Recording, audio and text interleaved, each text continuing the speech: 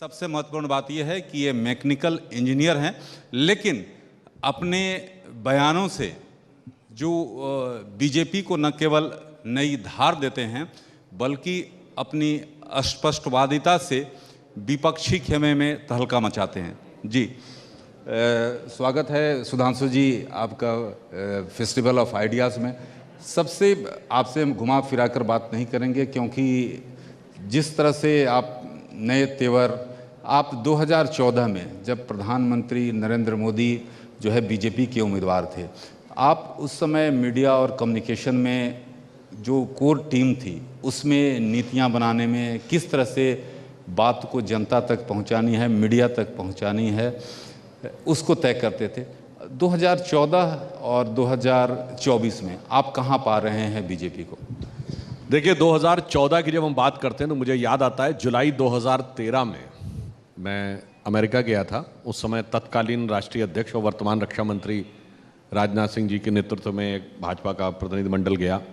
America में कई बड़े लोगों से बात हुई तो उस समय भारत को लेकर एक ग्लूमी एटमॉस्फेयर था। मतलब एक फ्रेज यूज होता था, जैसे यहाँ देखिए वॉल्टर साहब बैठे हैं, he was well aware of these facts. उस समय कहा जाता था the success story of India is over. एक माहौल बना था 2002-3 में कि इंडिया इज राइजिंग, और सडनली वो कहा गया था ना कि फ्रेजाइल 5 में आ गए, ब्रिक्स में सस्टेन कर पाएंगे नहीं। तो this was a phrase used that the success story of India is over. तो हम लोगों ने जाके वहाँ कहा था no, the success story of India is not over, success story of India is waiting for Shri Narendra Modi and BJP to come in to power. And you have seen in the last 9 years what has happened. Such a huge transformation has happened. मैं आपको बताऊं, from the grass root level to top level 50 crore लोगों को Jan Dhan account मिले, 50 करोड़ लोगों को स्वास्थ्य बीमा का कवरेज मिला। आयुष्मान भारत में 37 किलोमीटर पर डे सड़क बन रही है, 11 करोड़ घरों को शौचालय मिले, 4 करोड़ गरीब लोगों को प्रधानमंत्री आवास मिला, कई करोड़ बहनों को उज्ज्वला योजना में गैस मिली, 34 करोड़ लोगों को मुद्रा योजना में लोन मिला। उन्होंने कोई ना कोई व्यवसाय शुरू किया। ठीक है, लोग कहते हैं साहब उसकी जो एवरेज थी वो 40-50 हज़ार थी। 40-50 हज़ार में बड़े लोगों को नहीं लगता, मगर कोई एक व्यवसाय में कुछ ऐड कर सकता है, कुछ कर सकता है। प्लस उसके साथ क्या हुआ, look at the top level, 5वीं बड़ी अर्थव्यवस्था बने, 4th बिगेस्ट स्टॉक एक्सचेंज बने, 3rd biggest producer of automobile बने, 2nd biggest producer of mobile handset बने, 1st कंट्री जो सबसे ज्यादा इंफ्रास्ट्रक्चर पर इन्वेस्ट करने वाले कंट्री बने। और आईएमएफ की चीफ क्रिस्टोना जॉर्जिया कहती हैं कि India is going to be the brightest star. बताइए कहां फ्रेजाइल 5 से टॉप 5 में आए और ब्राइटेस्ट स्टार हो सकते हैं, ब्राइटेस्ट स्पॉट हो सकते हैं फ्यूचर में। ये स्थिति आई और इसी के साथ एक और चेंज आया। हमारी सरकार आने से पहले ये बताइए, दिल्ली से लेके मुंबई तक, चंडीगढ़ से लेके चेन्नई तक, गुजरात से लेके गुवाहाटी तक, लखनऊ से लेके फैजाबाद, जयपुर, नागपुर, कहाँ धमाके नहीं होते थे? चलती ट्रेन और चलती बस में धमाके होते थे। लिखा रहता था बस अड्डे से लेके रेलवे स्टेशन पे छूना नहीं, बम विस्फोट हो सकता है। वो हालात खत्म हुए, अब दक्षिण कश्मीर के 4 जिलों तक रह गया। और इसके साथ राष्ट्रीय गौरव का वो विषय देखिए उभरता हुआ, राम मंदिर देखिए, काशी विश्वनाथ का कॉरिडोर देखिए, महाकाल का कॉरिडोर देखिए, भगवान बुद्ध की निर्वाण स्थली पे बनता हुआ इंटरनेशनल एयरपोर्ट देखिए। तो मैं कह सकता हूं जन कल्याण से लेके, विकास से लेके, राष्ट्रीय सुरक्षा से लेके, राष्ट्रीय गौरव तक, ये 9 साल भारत की राजनीति में युगांतर स्थापित करने वाले हैं। सुधांशु जी, आप नई आइडिया के लिए जाने जाते हैं। हमारा जो प्रोग्राम भी है फेस्टिवल ऑफ आइडियाज़, 2024 में क्या ऐसे आइडियाज़ आप देख रहे हैं जिसमें प्रधानमंत्री मोदी की अगुवाई में, प्रधानमंत्री ने कह भी दिया लाल किले के प्राचीर से कि अगली बार फिर आएंगे? देखिए, प्रधानमंत्री जी के आइडियाज के आधार पर ही है, एक आइडिया नहीं है, multiple ideas. I give you one example. जब प्रधानमंत्री ने, एक मैं बोलता हूं 15 अगस्त 2014 का, एक 15 अगस्त 2022 अभी लेटेस्ट 23, 15 अगस्त 2014 को जब उन्होंने जनधन अकाउंट्स की बात कही, आप सब लोगों को पता होगा कि उस समय तक भारत की केवल 30% पॉपुलेशन का ही कवरेज था, लेस देन 30% जिनके पास बैंक अकाउंट्स थे। और बहुत सी बातें जानकारी के आधार पर भी हैं कि जब ये बात कही गई तो जो भारत का सिस्टम था, लोग फाइनेंस मिनिस्ट्री वालों कहना था 1 से 1.5 करोड़ से ज्यादा अकाउंट एक साल में नहीं खोले जा सकते। आरबीआई 2-2.5 करोड़ से आगे बढ़ने को तैयार नहीं थी, पर पीएम ने फुट डाउन किया और 31 मार्च 2015 तक 18 या 20 करोड़ की टारगेट रखा। और आज आप देखें तो लोगों ने कहा साहब ठीक है अकाउंट खुल जाएंगे, पैसा कहां से आएगा? अब यहां आइडिया की जरूरत थी। मोदी जी ने कहा अकाउंट तुम खोलो, पैसा मैं बताऊंगा कहां से आएगा। He was already having DBT in the mind. Account खुले, पैसा खुला, सीधे डीबीटी से पैसा पहुंचा। अब ही वॉज ऑलरेडी हैविंग मुद्रा योजना इन हिज माइंड। अब किसी को लोन लेना है तो पैसा भी उसके पास चाहिए। आपको अगर छोटे से व्यवसाय का विस्तार करना है तो अकाउंट तो चाहिए, पैसा किसमें लाएंगे? तो कई फायदे हुए। पहला फायदा यह हुआ, टेक्नोलॉजी का ही यूज किया, कि वो दौर जब भारत के एक प्रधानमंत्री ने कहा था, राजीव गांधी जी ने, कि 1 रुपया चलता 15 पैसे पहुंचता है, अब 100 का 100 पैसा पहुंच रहा था, डायरेक्ट पहुंच रहा था, टारगेटेड ऑडियंस पे पहुंच रहा था, और इसके साथ साथ उस व्यक्ति तक भी पहुंच रहा था जो अपना विस्तार करना चाहता है। आप देखिए कि ये एक नया आइडिया था। और दूसरा आइडिया आपको बताता हूं, हमेशा पब्लिक अपेक्षा करती है लीडर से कि कुछ और दो। याद करिए जब कांग्रेस की सरकार थी, 6 सिलेंडर गैस सब्सिडी के मिलते थे, सब्सिडाइज रेट के ऊपर, और 6 सिलेंडर में तो साल में किसी का काम नहीं चलता था, तो डिमांड हुई 9 कर दिए जाएं, 12 कर दिए जाएं। मोदी जी आए, उन्होंने कहा कि जो लोग सक्षम हैं, समृद्ध हैं, हो सकें तो सब्सिडी छोड़ दें। और साहब लोग कहते थे और दो, मोदी जी ने कहा छोड़ दो, और लोगों ने छोड़ दिया। मेरे ख्याल से लाल बहादुर शास्त्री जी के बाद ये पहला मौका रहा होगा। तीसरी बात, उसी 15 अगस्त को उन्होंने क्या कहा, बेटी बचाओ बेटी पढ़ाओ। तो राजनीतिक पंडितों ने कहा नॉन पॉलिटिकल मामला है, स्वच्छता अभियान, बेटी पढ़ाओ बेटी बचाओ, इसका राजनीति से क्या लेना देना है। पर मैं साफ बात कहना चाहता हूं, आइडिया यह था कि वो सरकार बदलने के लिए नहीं आई थी, विचार और सोच बदलने के लिए आई थी। और लास्ट ईयर ये पहला ईयर आया है, पहले तो इन 9 सालों में नवजात शिशुओं में जो सेक्स रेशियो है उसमें भारी सुधार हुआ, और लास्ट ईयर पहला ईयर है जिसमें लड़कियों की संख्या नए पैदा हुए बच्चों में लड़कों से ज्यादा हुई है। तो हम विचार बदलने में सफल भी हुए। हम कहते थे स्वच्छ भारत अभियान, याद करिए 9 साल पहले कितनी आसानी से कोई व्यक्ति हाथ में कोई रैपर हो, कागज हो, कुछ भी हो, यूं फेंक दिया करता था। आज आप देखते हैं कि एक माइंडसेट में चेंज आया, कोई ऐसे नहीं फेंकता, नियरेस्ट डस्टबिन कूड़ेदान देख के फेंकते हैं। ये छोटा सा बदलाव आया। अब आइए यहां 15 अगस्त 2023 को उन्होंने क्या कहा, यह अमृत काल है भारत का। अगले 25 वर्ष के लिए एक बड़ा टारगेट, कि जब हम 75 वर्ष से 100 ईयर्स पूरे करेंगे तो भारत विश्व की नंबर 1 की अर्थव्यवस्था बनेगा, हम विकसित देश बनेंगे। उन्होंने कहा गुलामी की मानसिकता से अपने को मुक्त करना है, विरासत पे गर्व करना है, इसके लिए सबको कर्तव्य करना है, और कर्तव्य सामूहिक रूप से करना है। और आगे क्या बोला, ये 25 वर्ष जो आधार बनाएंगे, पहली बात तो ये युवाओं के लिए हुए 25 वर्ष, क्योंकि 25 वर्ष बाद हम लोग तो बुजुर्ग हो गए होंगे, ये जो युवा हैं यही तो किसी महत्वपूर्ण स्थिति में जाकर देश में महत्वपूर्ण योगदान दे रहे होंगे। अब उन्होंने कहा ये 25 वर्ष वो आधार बनाएंगे जो 1000 साल तक भारत के भविष्य का निर्धारण करेगा।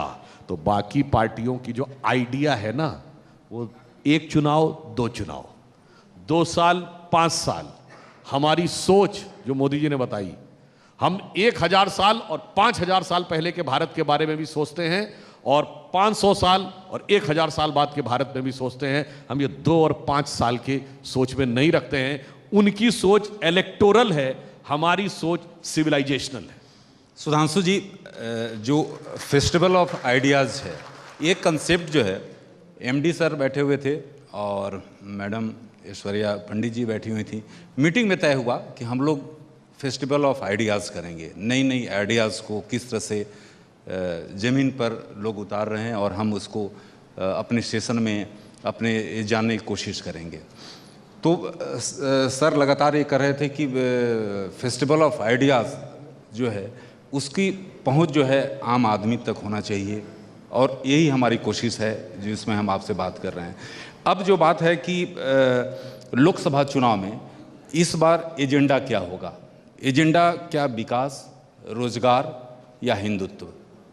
देखिए, हमारा एजेंडा बहुत साफ है। नंबर 1 जन कल्याणकारी कार्य, यानी हर गरीब और वंचित का स्टैंडर्ड ऑफ लिविंग बढ़ाना है, और विकास के उस उजाले को हर उस अंतिम सीढ़ी पर खड़े व्यक्ति तक पहुंचाना है। जैसे हम लोग किसी ज़माने में, जब हम लोग कभी सत्ता में नहीं आए थे, तो एक गीत था जो गाया करते थे कि उगा सूर्य कैसा कहो मुक्ति का ये, उजाला करोड़ों घरों में न पहुंचा, खुला पिंजरा है मगर रक्त अब भी थके पंछियों के परों में न पहुंचा, तो एक एक व्यक्ति तक पहुंचाना है। दूसरा, विकास, स्केल, स्पीड और कॉन्सेप्ट में विकास को उस ऊंचाई तक पहुंचाना है कि आज आपने देखा कि भारत में 37 किलोमीटर पर डे सड़क ही नहीं बन रही है। दुनिया का सबसे ऊंचा पुल चिनाब नदी के ऊपर हमने बनाया है भारत में। दुनिया की सबसे ऊंची मोटरेबल रोड भारत में बनकर तैयार हुई है।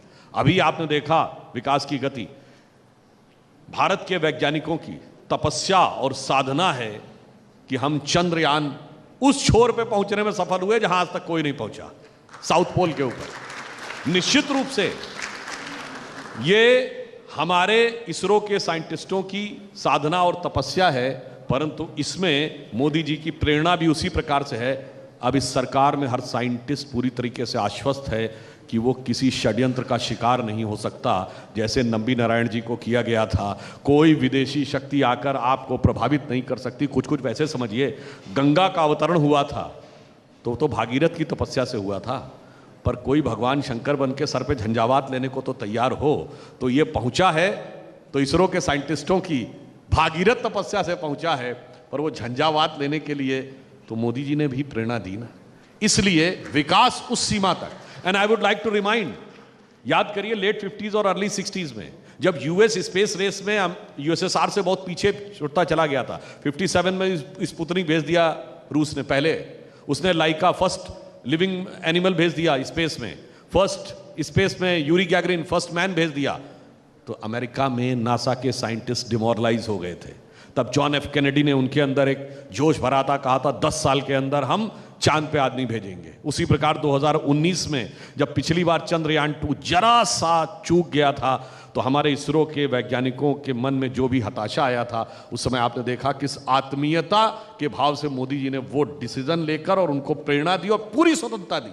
आपको जो जैसे निर्णय लेना है करिए, तो जाके आज ये स्थिति आई। अब उसके बाद आइए राष्ट्रीय सुरक्षा, बाहरी सुरक्षा हो या आंतरिक सुरक्षा हो। आंतरिक सुरक्षा का मैंने आपको उदाहरण दे दिया। अब बाहरी में मैं एक बात कहना चाहता हूं। देखिए, अभी हमारे फौज के सम्मानित अफसर लोग यहां पूर्व बैठे हुए हैं। एक जमाना था दुनिया में कहीं भी लड़ाई होती है तो हमेशा छोटा और कमजोर कहता है कि बड़ा और ताकतवर हमें प्रताड़ित कर रहा है। यहां उल्टी गंगा बह रही थी। हमारी सरकार आने से पहले के दौर में, अटल जी का 6 साल छोड़ दें, तो पड़ोस वाला जो छोटा और कमजोर था और हम बड़े और ताकतवर थे, हम कहते थे वो हमें सता रहा है। और आज स्थिति क्या है कि अब वो कहता है कि भारत हमको आंख दिखा रहा है। और इतना ही नहीं, आपने देखा चंद्रयान की तारीफ पाकिस्तान में भी हो रही है। ये कैसे हुई? हमने राष्ट्रीय सुरक्षा को वाय स्तर पर उस सीमा तक मजबूत किया कि 26/11 के हमले के 9 महीने के अंदर जुलाई 2009 में कांग्रेस की सरकार ने शर्म अल शेख में ज्वाइंट डिक्लेरेशन साइन किया पाकिस्तान के साथ और कहा कि शांति वार्ता आतंकवाद से प्रभावित नहीं होगी। हमने क्या कहा? हमने कहा शांति वार्ता आतंक के साथ नहीं होगी। Terror and talks can't go together. और पिछले 9 साल, एकमात्र 9 साल हमने कोई वार्ता नहीं की। सुरक्षा। और दूसरा, आत्मगौरव। अरे कोई भी देश महान कैसे बन सकता है जब तक उसको अपने कॉन्सेप्ट के ऊपर, अपनी विरासत के ऊपर गर्व ना हो, अपने आइडिया पे गर्व ना हो। और वो देश जिसने पूरी दुनिया का ज्ञान विज्ञान में एक दौर में नेतृत्व किया हो, वो, मैं सिर्फ एक बात कहना चाहता हूं। देखिए, आपको पता है दुनिया में इतना बड़ा चेंज कहां से आया था? पूरी जो यूरोप में रिवॉल्यूशन आई, रेनेसां, किसके आधार पे आई? वही सिर्फ भारत की वजह से आई। कैसे? जब 1469 में कॉन्स्टेंटिनोपल, जो आज टर्की की राजधानी इस्तांबुल है, उस पर तुर्कों का कब्जा हो गया, तो यूरोप को लगा भारत के साथ व्यापार करने का, लैंड का रूट ही बंद हो गया। तभी कोलंबस निकला भारत खोजने, तभी वास्को डिगामा निकला भारत खोजने, क्योंकि सबको पता था भारत के बगैर हमारा गुजारा नहीं हो सकता, हमारा विकास नहीं हो सकता। इतने आइडियाज जिस देश के पास रहे हों और वो देश हर चीज में बस विदेश से लेता रहे, तो उस पर भी गर्व होना चाहिए। तो हम चारों चीजों पे, यानी जन कल्याण, विकास, सुरक्षा और आत्मगौरव, चारों को लेकर आगे बढ़ेंगे और नए भारत का मार्ग प्रशस्त करेंगे। सुधांशु जी, क्या राष्ट्रवाद एक मुद्दा होगा? राष्ट्रवाद को लेकर लगातार जो है आपको घेरने की भी कोशिश की जाती है। यह प्रश्न अपने आप में विडंबनापूर्ण है कि आज ये पूछना पड़ता है कि भारत में राष्ट्रवाद मुद्दा होगा। राष्ट्रवाद तो ऐसा विषय होना चाहिए इस पर कोई किंतु परंतु की गुंजाइश ना हो। इस पर भी लोग 2 प्रकार के मत रखते हैं। यह भारत में दुर्भाग्य है। आप बताइए, अभी अमेरिका ने पिछले साल अमन अल जवाहिरी को मारा, कितने अमेरिका के पॉलिटिकल पार्टीज ने कहा मुझे सबूत चाहिए? ओसामा बिन लादेन को मारा तो कितने लोगों ने कहा कि हमें सबूत चाहिए? हमारे यहां जब बालाकोट की स्ट्राइक हुई, एयरफोर्स ने प्रेस कॉन्फ्रेंस की, किसी नेता ने या मंत्री ने नहीं की। उरी की सर्जिकल स्ट्राइक में डायरेक्टर जनरल मिलिट्री ऑपरेशन ने प्रेस कॉन्फ्रेंस की। तो कैसे कैसे शब्द बोले गए, सबूत नहीं। क्या कहा गया? नहीं वो बिल्डिंग गिरी थी कि पेड़ गिरे थे, वो 30 मरे थे कि 300 मरे थे, यहां तक कहा गया आदमी मरे थे कि कौवे मरे थे। मतलब आप सोचिए, ये जो नैरेटिव है, उस नैरेटिव को का पूछा जाना अपने आप में दुर्भाग्यपूर्ण। पर मैं कहूंगा 21st सेंचुरी की जो यंगर जनरेशन है, now they are intelligent enough to understand कि राष्ट्र और राष्ट्रवाद किसके साथ खड़ा है। राष्ट्र सदैव राष्ट्रवाद के साथ रहता है। जब तक राष्ट्रवाद के साथ आप खड़े थे, कभी गांधी जी के जमाने में जनता आपके साथ थी, आप छोड़ते चले गए, जनता हमारे साथ आती चली गई। सुधांशु जी, आप उत्तर प्रदेश से आते हैं। उत्तर प्रदेश ऐसा कहा जाता है कि दिल्ली जो भी सरकार दिल्ली में बनती है, उत्तर प्रदेश से होकर बनती है। कल अखिलेश जी भी यहाँ आए थे, उन्होंने कहा कि इस बार बीजेपी की स्थिति वहाँ पर गड़बड़ रहेगी। लेकिन जिस तरह से राहुल गांधी प्रियंका गांधी को मैदान में उतारने की फिराक में, जिस तरह से जो वहाँ पर कांग्रेस के नवनियुक्त अध्यक्ष हैं, उन्होंने कहा कि राहुल गांधी अमेठी से चुनाव लड़ सकते हैं। कितनी बड़ी चुनौती मानते हैं? राहुल गांधी क्या भारत जोड़ो यात्रा के बाद मजबूत हुए हैं? क्या मानते हैं आप? देखिए, मैं स्पष्ट करना चाहता हूं कि राहुल गांधी जी की भारत जोड़ो यात्रा का ना भाजपा से कोई मतलब था, ना नरेंद्र मोदी जी के विराट व्यक्तित्व से मतलब था। वो उन विपक्षी दलों को आईना दिखाने के लिए थी, क्योंकि जिन बहुत से विपक्षी नेताओं के मन में ख्वाब बुलबुलाने लगे थे ना कि वो विपक्ष के मुख्य नेता बन सकते हैं, जिसमें तेलंगाना वाले केसीआर जी भी थे, ममता बनर्जी थी, अखिलेश यादव जी भी थे, केजरीवाल जी थे, नीतीश कुमार जी थे, शरद पवार जी थे। सबको कांग्रेस ने हैसियत दिखा दी, देखो भैया कश्मीर से कन्याकुमारी तक हम हैं, तो तुम हो कहाँ भाई एक राज्य के अलावा। और आप दूसरी बात देखिए, कांग्रेस अविश्वास प्रस्ताव क्यों लेके आई? सब दलों को हैसियत दिखा दी, देखो भाई मुकाबला तो हमसे है, तुमको तो 5-5 मिनट बोलने को मिला, मेन तो हम बोल रहे हैं। तो ये सारी राहुल गांधी जी की यात्रा केवल विपक्ष में कांग्रेस की अप्रासंगिक होती हुई भूमिका को स्थापित करने के लिए थी।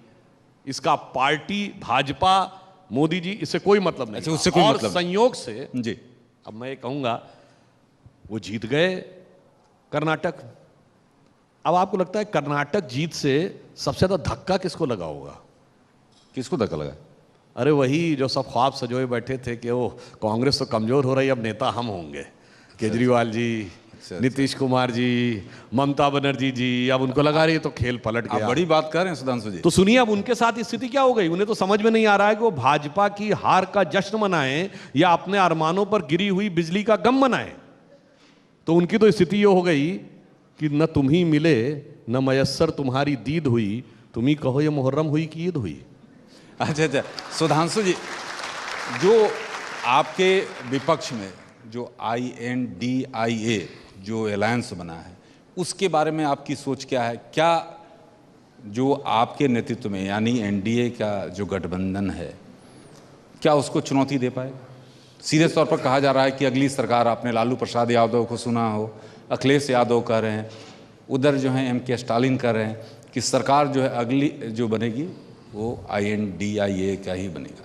देखिए, पहली बात तो जो माननीय प्रधानमंत्री जी ने संसद में बोला था कि इसका मतलब क्या है, मान लिया जाए कि UPA समाप्त हो गया तो UPA का अंतिम संस्कार हो गया, पहले तो ये मान लेना चाहिए। अगर नहीं है तो नाम बदला है ना, तो ये बताइए नाम कौन बदलता है? कोई कंपनी जब दिवालिया हो जाए तो नाम बदलती है कि मेरे देनदार आके मेरे को ढूंढे नहीं, या फिर कोई किसी अपराध या ऐसी किसी गलत गतिविधि में संयुक्त हो जाता है तो अपना नाम बदलने की कोशिश करता है। परंतु नाम बदलने से काम नहीं बदलता है। आपको याद हो कि मोदी जी ने पार्लियामेंट में अविश्वास प्रस्ताव पर एक कविता की एक पंक्ति भी सुनाई थी। वो काका हाथरसी की कविता की वो पंक्ति है जिसमें उन्होंने कहा था कि नाम कुछ भी हो, आपका काम नहीं बदलता। जैसे उन्होंने बोला था कि दूर युद्ध से भागते नाम भले रणधीर, और भाग्य चंद की आज तक खोई है तकदीर। तो उसी के आगे की लाइन में आपको बताया था, उसे कहते हैं काम धाम से है नहीं नाम का सामंजस्य, किसी पार्टी के नहीं झंडा राम सदस्य। और का नाम बदल लो पर न बदले भाग्य की रेखा, स्वर्ण सिंह के हाथ कड़ा लोहे का देखा। तो इसलिए नाम बदलने से कुछ नहीं होने वाला है, जो आखिर में आपका काम बोलता है। मगर क्या करें, ये तो नामदार हैं, तो नाम ही के ऊपर अपना आधार रखने का प्रयास करते हैं। अच्छा सुधांशु जी, भ्रष्टाचार, तुष्टीकरण और परिवारवाद, इन तीनों के खिलाफ जो है बीजेपी बड़ा अभियान छेड़ रखा है। प्रधानमंत्री ने भी लाल किले के प्राचीर से कहा, संसद में भी बातें आई जब प्रधानमंत्री नो कॉन्फिडेंस मोशन पर रिप्लाई कर रहे थे। ये जो मुद्दा है कितना आप मानते हैं कि कारगर होगा, जनता इसको अपने हाथ में लेगी? देखिए, मैं तीनों बिंदुओं के ऊपर दो दो पंक्ति में उत्तर देने का प्रयास करूंगा। भ्रष्टाचार ने इस देश को सबसे ज़्यादा क्षति पहुंचाई है। यदि ईमानदारी से कार्य किया गया होता, जैसे उदाहरण के लिए आपको पता है मनरेगा और अन्य योजनाओं में कुल मिला के 10 करोड़ से ऐसे लोग पाए गए भिन्न भिन्न योजनाओं में जो एग्जिस्ट ही नहीं करते थे। ये पैसा कहाँ जा रहा था? आपको पता 2 लाख करोड़ रुपए से अधिक जा रहा था ऐसे लोगों के में जो एग्जिस्ट ही नहीं कर रहे थे। इसका मतलब पैसा भ्रष्टाचार में जा रहा था। और मैं एक और बात बताना चाहता हूं, भ्रष्टाचार ने देश को कैसे नुकसान पहुंचाया। हमने चंद्रयान अभी भेजा, इससे पहले भी कि भी सरकारों में हम सैटेलाइट बनाने में सक्षम थे। पर ये बताइए, जो देश सैटेलाइट बना सकता वो फाइटर प्लेन नहीं बना सकता। ये बात लॉजिकल लगती है क्या? अब आप बताइए, हम मिसाइल बनाते थे, ऐसी बात नहीं, शॉर्ट रेंज मिसाइल हमने राजीव गांधी जी के जमाने में ही बनाई। इस समय तो हम मिसाइल एक्सपोर्ट करने लगे। हम इंटरमीडिएट रेंज मिसाइल नहीं, inter continental ballistic missile ICBM भी बना सकते थे, पर एजॉर्ट राइफल नहीं बना सकते थे। ये बात तर्कसंगत लगती है क्या? तो सिर्फ मोदी जी ने ही आकर क्यों शुरू किया डिफेंस प्रोडक्शन? इसका मतलब पिछली सरकारें बनाना नहीं चाहती थी ताकि खरीद होती रहे, और खरीद के साथ जो बाकी कुछ चलता है वो सब कुछ चलता रहे। समझिए, इसने देश के आर्थिक नुकसान कितना किया और देश की सामरिक शक्ति को मजबूती देने में कितनी बाधा उत्पन्न की। दूसरा, आप परिवारवाद की बात कहते हैं, तो देखिए क्या होता है, बहुत से लोग कहते हैं परिवार और परिवारवाद में अंतर है, जैसे पूंजी और पूंजीवाद में अंतर है। पूंजी सबको चाहिए, जीवन यापन करने के लिए धन तो पैसा चाहिए, पर पूंजीवाद क्या है? सारा मेरे पास। किसी व्यक्ति के परिवार का व्यक्ति कोई राजनीति में नहीं आएगा ये नहीं कहा जा सकता, पर मेरे ही परिवार का शासन रहेगा। वो क्या है? जैसे आप सबको ध्यान हो अगर कि भारत अपना गणतंत्र दिवस 26 जनवरी को क्यों मनाता है? क्योंकि 26 जनवरी 1930 को लाहौर कांग्रेस अधिवेशन में पूर्ण स्वराज का प्रस्ताव पारित किया था रावी के तट पर कांग्रेस ने, इसीलिए 26 जनवरी को रिपब्लिक डे तय किया गया। मगर उसमें अध्यक्षता किसको मिली थी? मोतीलाल नेहरू जी से जवाहरलाल नेहरू को, और 2023 में उन्हीं के हाथ में है। यह होता परिवारवाद। जैसे प्रधानमंत्री जी ने कहा अमृतकाल, तो ये बताइए, आप में से कोई बता सकता है 2047 में भाजपा का अध्यक्ष कौन होगा? भाजपा का नेतृत्व किसके पास होगा? कोई नहीं बता सकता।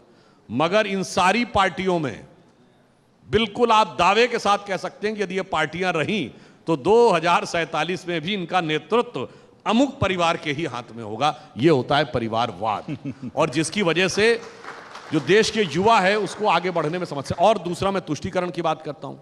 देखिए, ये एक ऐसा षड्यंत्र रचा गया भारत के खिलाफ। मैं सिर्फ एक उदाहरण देना चाहता हूं आपको। बताइए कि अगर यह बात कहते हैं तुष्टीकरण की बात, तो सिर्फ एक ही के लिए क्यों? इस देश में, मैं ये बात पहले भी कह चुका हूं, यह बताइए सबसे पढ़ी लिखी कम्युनिटी कौन है? मोस्ट एजुकेटेड पारसी, जोरोस्ट्रियन, 0.1% की माइनॉरिटी है। सबसे ज्यादा फाइनेंशियली स्ट्रांग और इनकम टैक्स देने वाली कम्युनिटी कौन है? जैन, ये भी 1% के आसपास की माइनॉरिटी है।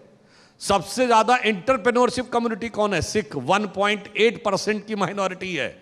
भैया, सब तो आगे बढ़ रहे हैं, अब जो माइनॉरिटी में प्रचंड मेजॉरिटी है उसी को लगता है कि हमारे साथ समस्या है, और वो पढ़ाई में भी पीछे, लिखाई में पीछे, सारी चीजों में पीछे। उसका कारण और कुछ नहीं है, ये 60-70 साल से उनके दिमागों में, मतलब साफ साफ मैं कह रहा हूं, मुस्लिम समाज के दिमागों में भरा गया और उनको कट्टरपंथी लोगों के साथ जोड़ के रखा गया। इसीलिए मैं एक उदाहरण देना चाहता हूं। हमने 2002 में डॉक्टर कलाम को राष्ट्रपति बनाया। आलमे इस्लाम में डॉक्टर कलाम से बड़ा साइंसदान नहीं पैदा हुआ है, और मैं कह सकता हूं पिछले 500-700 साल में नहीं पैदा हुआ है।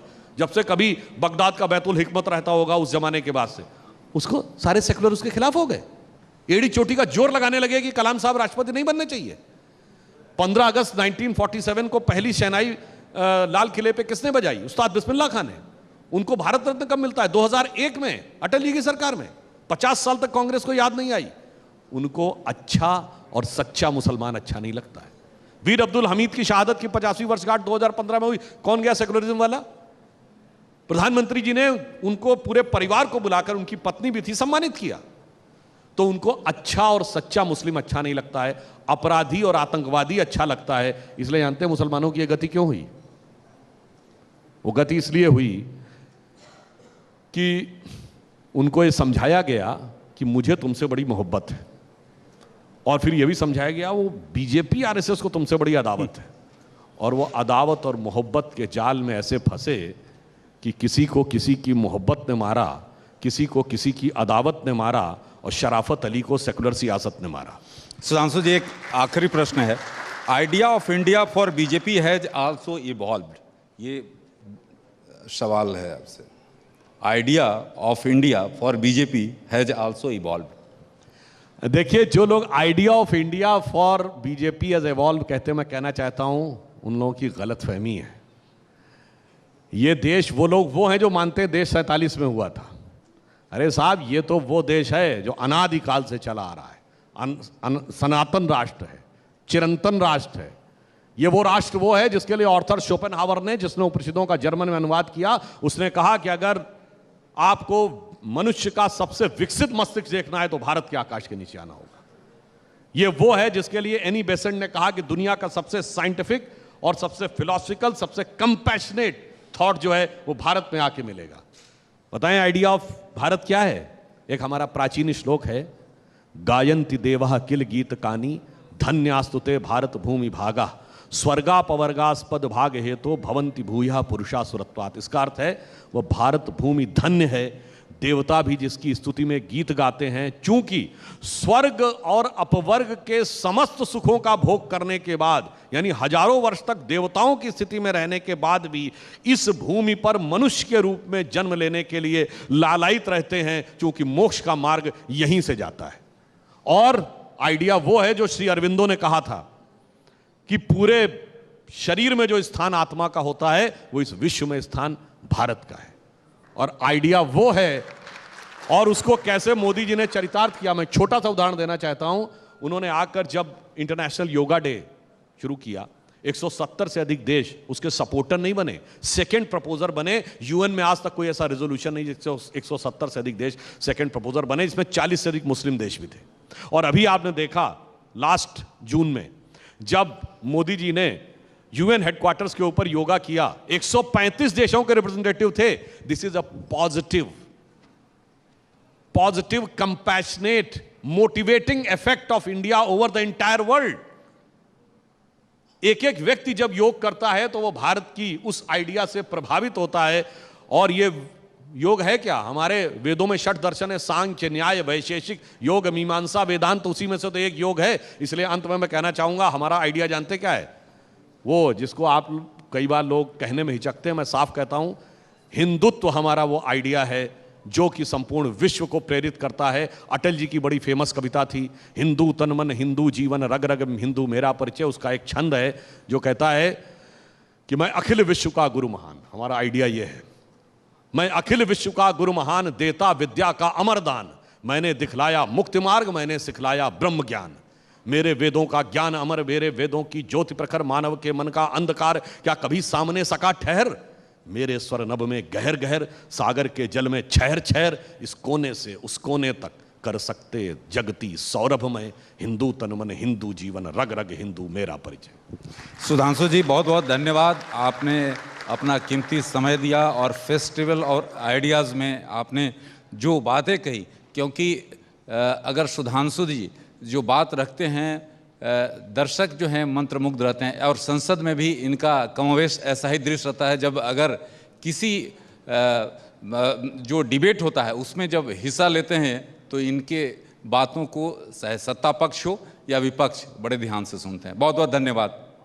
Absolutely. Thank you so much, Mr. Sudhanshu Trivedi, Member of Parliament, Rajya Sabha, for joining us at the Festival of Ideas. I request Dr. Aishwarya Pandit Sharma to present a small token of our appreciation to Mr. Sudhanshu Trivedi. For more such videos, subscribe to the NewsX YouTube channel, hit the bell icon.